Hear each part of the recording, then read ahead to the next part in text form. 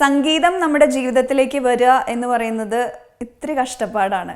ചിലർക്കത് ദൈവസിദ്ധമായിട്ട് കിട്ടിയിട്ടുണ്ടാവും, ചിലർക്ക് കലാപാരമ്പര്യമുള്ള കുടുംബത്തിൽ ജനിച്ചതുകൊണ്ട് അതിനേക്ക് കുറച്ചും കൂടി ചായ്വ് കൂടുതലുണ്ടാവും. അങ്ങനെയുള്ള ഒരു വ്യക്തിയാണ് ഇന്നത്തെ നമ്മുടെ അതിഥി. രമേശ് നാരായൺ സർ എന്ന് പറയുന്ന നമ്മളെല്ലാവരും ബഹുമാനിക്കുന്ന മ്യൂസിഷ്യൻ. അദ്ദേഹത്തിൻ്റെ മകളാണ് മധുവന്തി നാരായൺ. മധുവന്തി തീർച്ചയായിട്ടും ഒരു ബ്ലെസ്സഡ് മ്യൂസിഷ്യനാണ്, ഒരു സിംഗറാണ്. കാരണം കല്യാണത്തിന് ശേഷവും മ്യൂസിക്കുമായി ബന്ധപ്പെട്ടുള്ള ഒരു കുടുംബത്തിലേക്ക് തന്നെയാണ് മധുവന്തി ചെന്ന് കയറിയത്. മധുവന്തിയുടെ ഹസ്ബൻഡും ഒരു മ്യൂസിഷ്യൻ കൂടിയാണ്. ഏറ്റവും സന്തോഷത്തോടു കൂടി ഞാൻ മധുവന്തിനെ സ്വാഗതം ചെയ്തു. Welcome to Sunday Funday. Thank you. കല്യാണത്തിന് കണ്ടതാ? അതെ. പിന്നെ looking pretty in blue. Thank you. പേരിന് പിന്നിൽ കുറച്ച് കഥകളുണ്ട് അല്ലേ? പേരിന്റെ പിന്നിൽ കഥ എന്ന് പറഞ്ഞാൽ അച്ഛന് ഒരുപാട് ഇഷ്ടമുള്ള രാഗം, വൺ ഓഫ് ദ ഇഷ്ടമുള്ള രാഗമാണ് മധുവന്തി.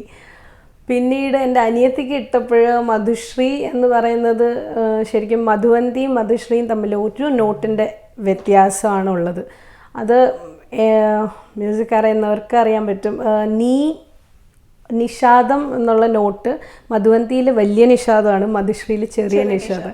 അപ്പം മൂത്തതിന് വലുതിരിക്കട്ടെ, ഇളയതിന് ചെറുതിരിക്കട്ടെ എന്നുള്ള കോൺസെപ്റ്റിലാണ് അങ്ങനെ പേര്. അതെ അതെ. എനിക്ക് അതിന്റെ രണ്ടിന്റെയും ഡിഫറൻസ് ഇപ്പൊ പറഞ്ഞുതരണം. ഓക്കേ, പറഞ്ഞുതരാം. ഞാൻ എന്തായാലും ശ്രുതിയിടാം.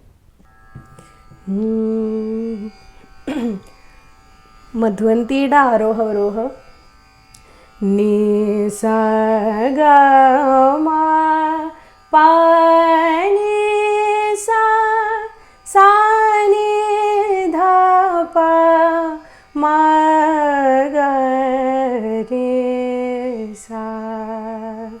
ഇതാണ് മധുവന്തി. ഇനി Madhushree ni sa ga ma pa ni sa sa ni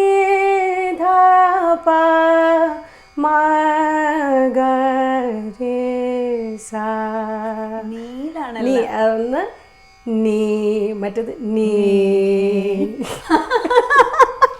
പഠിച്ചു പാട്ട് പഠിച്ചു ഞാൻ. Thank you so much. കുറെ നാളായിട്ട് അറിയണമെന്ന് ഇങ്ങനെ ആഗ്രഹിച്ചോണ്ടിരുന്നതാ. സാറിനോട് ചോദിക്കാൻ ധൈര്യമില്ലാത്തതുകൊണ്ടാണ് ചോദിക്കേണ്ടിരുന്നത്. മധുവിന്റെ ലേറ്റസ്റ്റ് മൂവിയാണ് കേട്ടോ അമ്പിളി എന്ന് പറയുന്ന മൂവി. സൗബിൻ മെയിൻ ലീഡ് ചെയ്യുന്ന മൂവിയാണ്. അതിന്റെ വിശേഷങ്ങളെ പറ്റി അവിടെ തന്നെ നമുക്ക് തുടങ്ങാം. അമ്പിളി എന്ന് പറയുന്നത് ശരിക്കും ഞങ്ങളുടെ ഒരു ഫ്രണ്ട്സിൻ്റെ, ഞങ്ങളുടെ കൂട്ടായ്മയുടെ ഒരു സിനിമയായിട്ട് നമുക്ക് പറയാം. അതായത് ഇതിൻ്റെ ഡയറക്ടർ ജോൺ പോൾ, ജോൺ ചേട്ടനാണെങ്കിലും ജോൺ ചേട്ടൻ ശരിക്കും വിഷ്ണു, എൻ്റെ ഹസ്ബൻഡ് വിഷ്ണുവിൻ്റെ ഇപ്പോഴും ആ നാണം മാറിയിട്ടില്ല. വിഷ്ണുവിൻ്റെയും ആക്ച്വലി ഇവർ രണ്ടുപേരും വളരെ കുറേ മുന്നേ തന്നെ കോളേജ് മേറ്റ്സ് ആയിരുന്നു. അപ്പോൾ ഇവർ ഒരുമിച്ചാണ് ചെന്നൈയിൽ വരുന്നതും സിനിമയിലെത്തണം എന്നുള്ള ആഗ്രഹമൊക്കെ ആയിട്ട്. അപ്പോൾ ആക്ച്വലി ജോൺ ചേട്ടനെ എപ്പോഴും നമ്മൾ ഇടയ്ക്കിടയ്ക്ക് കാണുന്നതായതുകൊണ്ട് ഒരിക്കലും നമ്മളൊരു അപ്പം നമ്മുടെ തന്നെ ഒരു ഫാമിലിയിൽ നിന്നുണ്ടായിട്ടുള്ള സിനിമ എന്നുള്ള രീതിക്കാണ് അമ്പിളി ഞങ്ങൾക്ക് എല്ലാവർക്കും. അപ്പം അമ്പിളിക്ക് നന്നായി പോണു, എല്ലാവർക്കും ഇഷ്ടാവണു.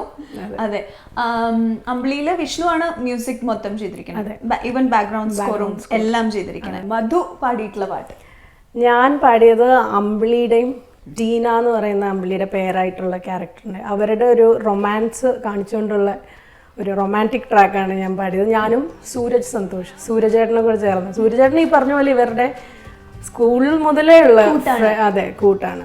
അപ്പം എല്ലാം മൊത്തത്തിൽ നോക്കിയാൽ നമ്മുടെ ഫ്രണ്ട്സ് ആണ്. അതൊരു പ്രത്യേക ഫീൽ അല്ലേ? അതെ, ആ ഫീലോട് കൂടി ഈ റൊമാൻറ്റിക് സോങ് ഇപ്പൊ പാടാം. പിടയുന്നോരെൻ്റെ ജീവനിൽ കിനാവു തന്ന കൺമണി നീയില്ലെങ്കിലെന്നിലെ പ്രകാശമില്ലിനി മിഴിനീര് പെയ്ത മാരിയിൽ കെടാതെ കാത്ത പുഞ്ചിരി നീ എന്നൊരാ പ്രതീക്ഷയിൽ എരിഞ്ഞ പൊൻതിരി. Super group song. ഇത് എനിക്ക് തോന്നുന്നു റിലീസായത് എന്താ പറയാ, മധുശ്രീയും മധുവന്തിയും പാടിയ 2 പാട്ടുകൾ ഒരേ ദിവസം റിലീസായത്. കോമ്പറ്റീഷൻ എവിടെ മധുശ്രീ പറഞ്ഞതാണ് എനിക്ക്.